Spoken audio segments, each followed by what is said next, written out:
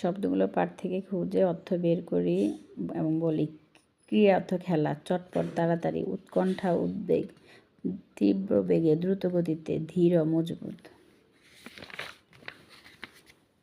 Sir বুঝেছিলেন ছেলেটা মেধাবী, অত্যন্ত মেধাবী। সেদিন ক্লাসে ক্রীড়া প্রতিযোগিতা নিয়ে কথা হচ্ছিল।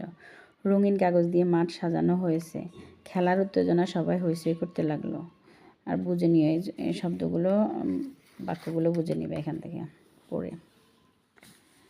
তীব্র বেগে, ঘোড়াটি তীব্র বেগে ছুটে চলছে। মেধাবী, সবাই জানতো রাশেদ খুব মেধাবী। সীমানা, দৌড় খেলা একটা সীমানা দেওয়া থাকে। আঘাত, লোকটি মাথায় আঘাত পেয়েছে।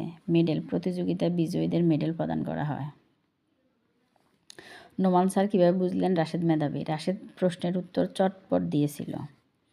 অঙ্ক দৌড় খেলার নিয়ম হচ্ছে সবার আগে সঠিকভাবে অঙ্ক করে দৌড় দিয়ে যে আসবে। রাশেদ অঙ্ক দৌড়ে কততম হয়েছিল? প্রথম হয়েছিল।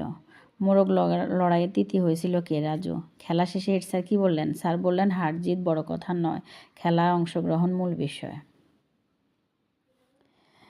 ক্যাচে বল দিয়ে এগিয়ে এলো রাশেদ। রাশেদ যে খেলার নাম দিয়েছিল, অঙ্ক দৌড় ও মোরগ লড়াই।